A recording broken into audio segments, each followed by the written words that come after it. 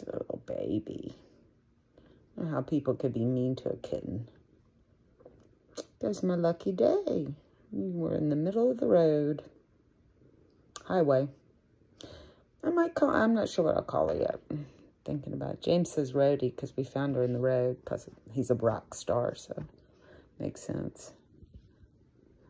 Some Greek name. Can name her Meta. Beyond, the Greek word for beyond. I kind of like that, Meta. Maybe we'll call you Meta. Well, no, I mean, I like Zuckerberg. He's cool. Facebook's good in most cases. But I don't know if I'm going to name it the same thing that Zuckerberg calls himself. I think something original. The snake that's in my room. There. My daughter Hillary, she goes, make sure the snake doesn't eat her. And the cage was partly open. The snake could have gotten out. So I had to clean it and make sure the cage was closed. So in the middle of the night, the snake doesn't eat Lucy. She's an Australian something constrictor. Big girl. That would have been a little snack.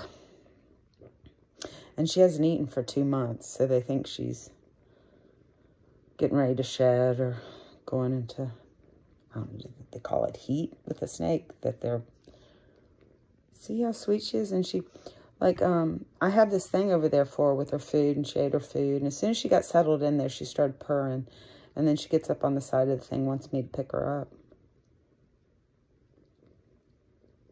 She's just a miracle. I mean, she's so amazing. She's so little. And can you hear her purring? She's like so happy. I mean, you never know with cats. They may live, they may not, you know. She's going to be an outdoor, partially indoor cat, probably. I don't really like litter boxes, so the more I get her outside to do that, the better. We've always had good luck with not having to have a litter box, but I've also had a barn with horses. So they have lots of mice out there to... What do you think? I want to call you Lucy, but Lucy's the snake's name. I have to think about it. Call you Sappho. Want to be Sappho? I don't know. I'll think of something.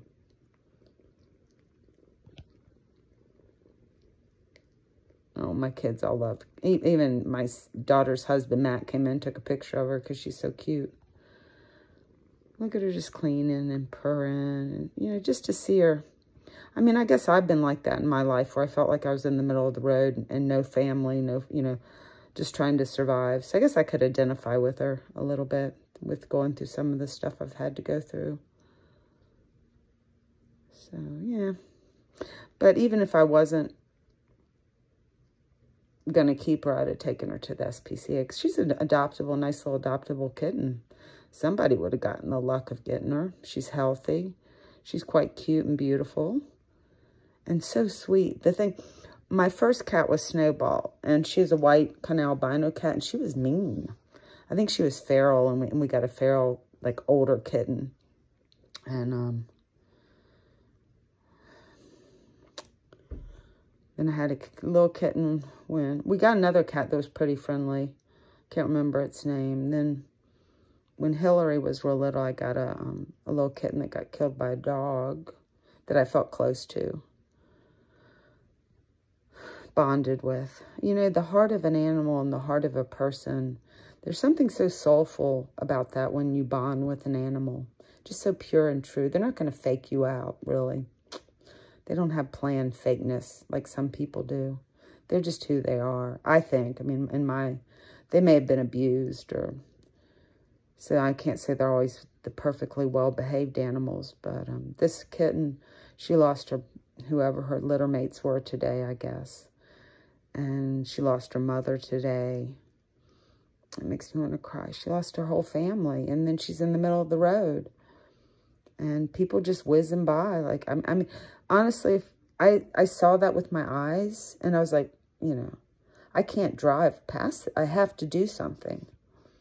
I guess that's kind of like it was with me and going in the project housing. 'Cause, you know, I was like, I just can't drive by and pretend like I don't see this.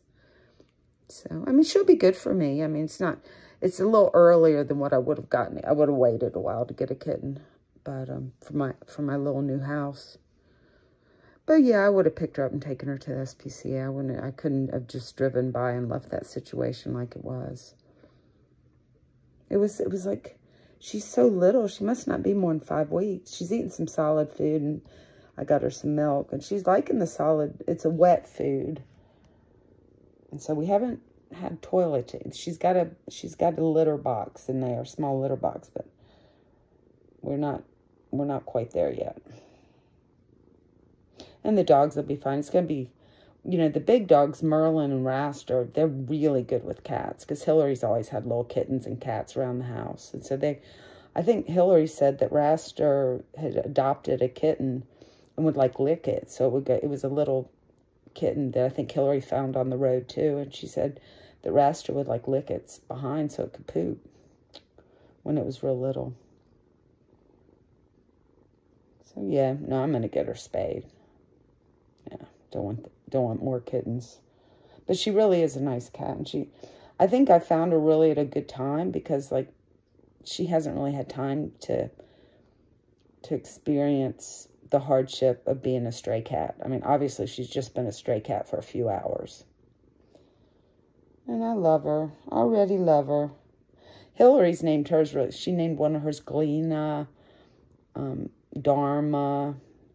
I got to get a good name for this cat. And I like James's name. It's just, I'm not sure that's what I want to call him. We did find her in the road. So Rhodey, that's how he thought of it. But yeah, I don't know. You know, I'm going to let her sleep in the bed. She really likes to be with me. But then we have the litter box problem because then she might poo or pee in the bed, which I'm sure she will. Plus, then if she sleeps in the crate, she'll be available to get her water. Maybe she'll get tired and just go to sleep because kittens sleep a lot. But I was pleased. I got home and I was like, set her up in this little crate, plastic crate thing that we had. Actually, it was for the rat that the snake was going to eat. So that, when Hillary said, don't let the snake eat her, and I saw her cage was like partly open because the person that owns her hadn't closed the cage up all the way. One day, I came in this room that I'm staying in for a couple weeks, and the snake was like looking at me. It had gotten out of its cage. I was like, ah. Yeah, so they're miracles. You know, when little things like that come along and they change your life for the better, it's called a miracle.